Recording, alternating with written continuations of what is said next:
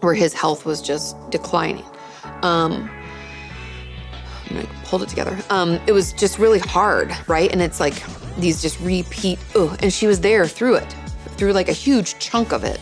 And then I lost her in a moment when it was really important, and I really needed that support.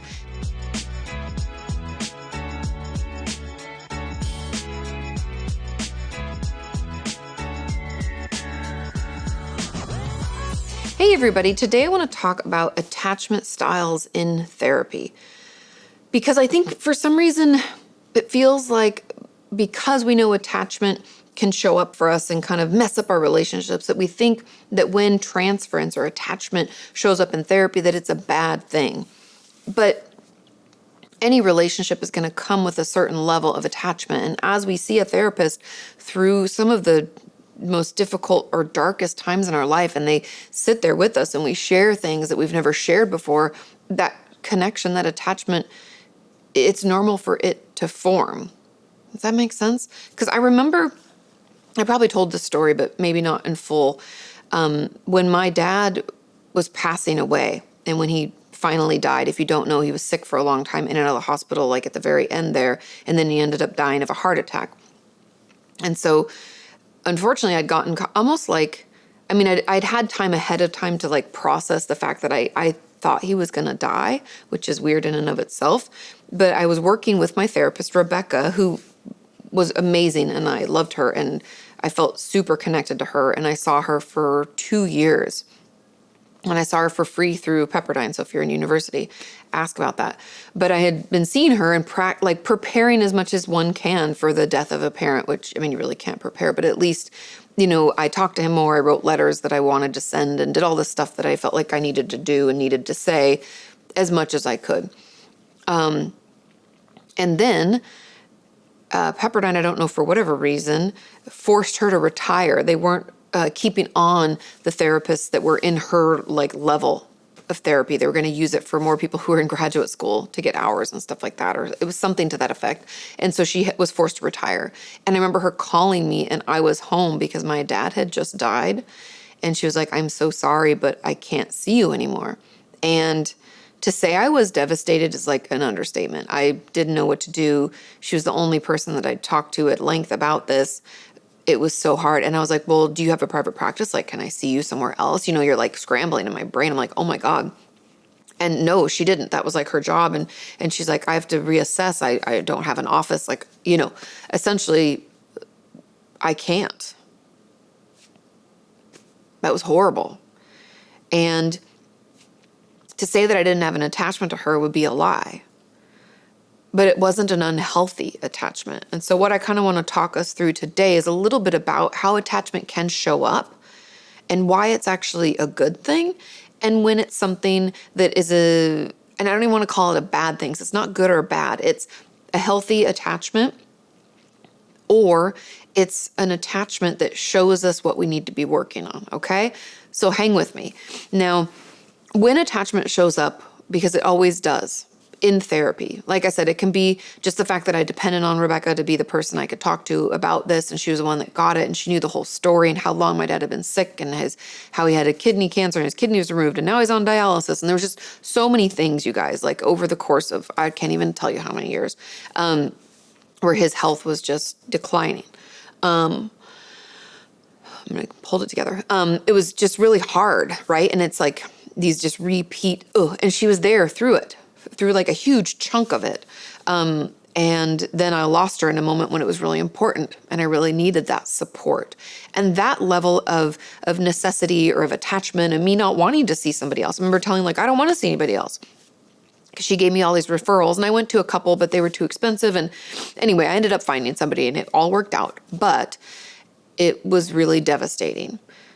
Now, in session with my patients, if I remove myself from the patient and put myself in the therapist role, what is happening when a patient wants to date you, has a crush on you, thinks they're in love with you, wants to be your friend, thinks you could hang out outside of session, or wishes that you were their mom or dad, their parent in some way. What that is really transference. And I know you're thinking, Katie, that's not really what, and what's transference anyways, right? I actually have a video about it from a while back. You can check it out, or I'll link in the description. But what transference is essentially when we transfer, that's why it's called transference, nice, right? Makes sense. We transfer on an old emotional experience or an old need onto our therapist. We are all trying to become better versions of ourselves. That's why we're here, right? And I personally have been trying to find ways to speak more kindly to myself. And that is why I am so excited about today's sponsor, Skillshare. Skillshare is an online learning community catered to helping us unlock our own career and creative possibilities. Every day is a great day to reinvent ourselves, and they honestly have classes for everything. I went there to check out the Creative Confidence and Silencing Your Inner Critic series because my inner critic gets really loud and has held me back from doing all sorts of things like making new merch, writing my new book proposal, and even releasing some videos. Ugh, she's the worst. But I love the simple way the teacher Lucy walked me through the role of my inner critic. Spoilers, it's there to protect me. And she helped me bring my inner critic out so I can get to know her better and then manage her better. She even gave me useful tools to help in the moment and made me laugh along the way. Maybe you want to have more me time, so you're looking for productivity tools. Or perhaps you want to explore your creative career options. Whatever it is, Skillshare teachers will guide you step by step. Feel free to take a look around by clicking the link in the description that will give the first 1,000 people a 1-month free trial of Skillshare Premium membership. And after that, it's only around $10 a month. Thank you, Skillshare, for supporting the creation of mental health videos. When we transfer, that's why it's called transference, nice, right? Makes sense. We transfer on an old emotional experience or an old need onto our therapist. That's what's happening. And this happens a lot in therapy because therapists offer what I think it was Carl Rogers, but I might be wrong, but it's called unconditional positive regard. And what unconditional positive regard is as a therapist, when you're sitting down with someone, no matter what they say to you, no matter what they do, no matter what they share, we are supposed to offer that unconditional understanding and support, help them feel heard and understood. And like we can hold that space for you.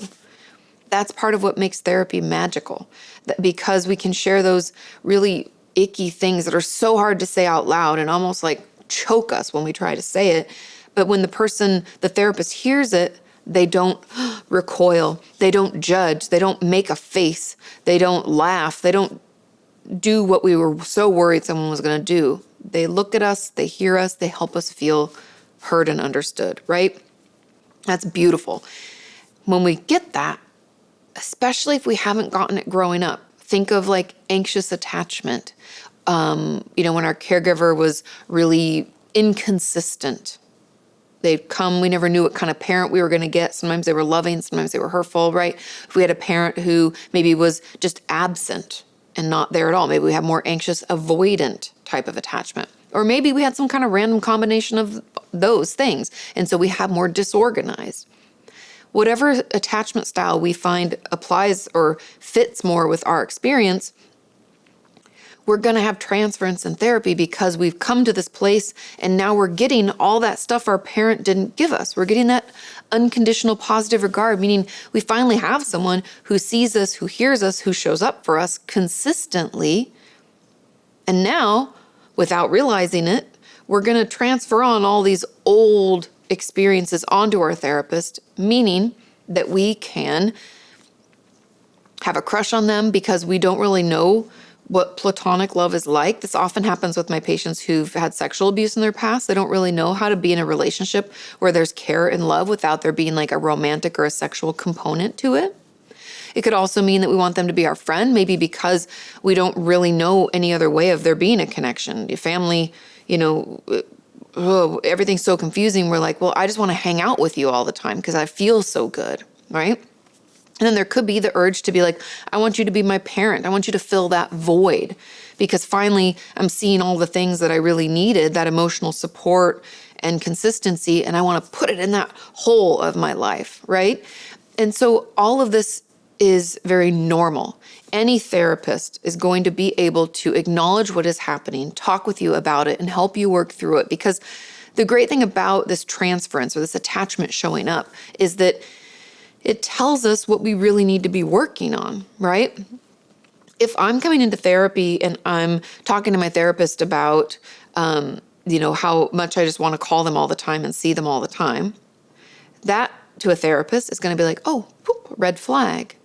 And red flags aren't bad. Indicator of something going on. Then I would think to myself, there's some attachment or some kind of transference going on here. And I would ask questions about their parents. I'd ask questions about their upbringing. I'd ask questions about how consistent people were with them.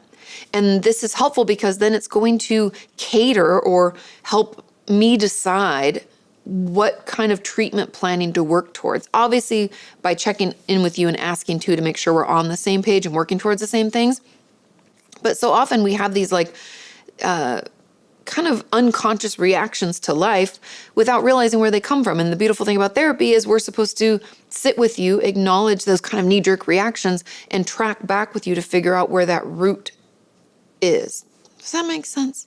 Like, my goal is to figure out with my patients what started this behavior and why are we still doing it now.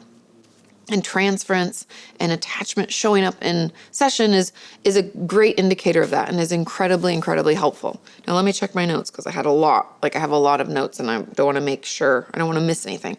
And I also forgot to mention how confusing this could feel or be for us because we maybe never got love, attention, or felt heard or understood. And then when someone gives it to us, especially in therapy, it can be triggering. And we can want to end therapy altogether.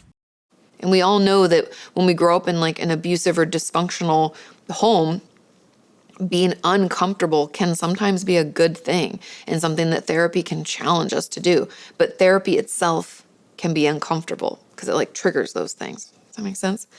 And so overall, I just want you to know that it's a really helpful thing to have show up in therapy. I know it's uncomfortable. I know it can make us think that something's wrong with us or we're broken. That's not the case. It's really just these indicators, little helpful signals to a therapist that, hey, there's something here. Hey, I didn't get my needs met in this way or that way. And it gives us space or more of a focus for our questions when we're talking with you. But I do want you to know that attachment to a therapist is normal across the gamut, whether that's transference or attachment based, or like I was talking with Rebecca, where it's I was attached to her. I wanted to keep seeing her. I was devastated that I couldn't, there's a healthy level of attachment in all our relationships. So don't think that we need to feel like we can be completely independent. That's what I would call toxic independence.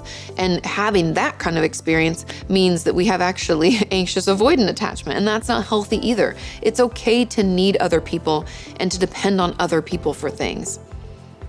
It's all within reason. And having it show up in therapy just lets us know if that's something we need to work on or not. I hope that was helpful. Just know that attachment is normal, and having it show up in therapy is to be expected. That's the one safe place where it's okay for us to let it all out, because like I said, any therapist that's good at their job is going to be able to identify what's going on, talk with you about it, and help you work through it. Because this kind of stuff coming up is just an indicator of where the work should be focused. Okay? Well, take care of yourselves. Thank you so much for watching.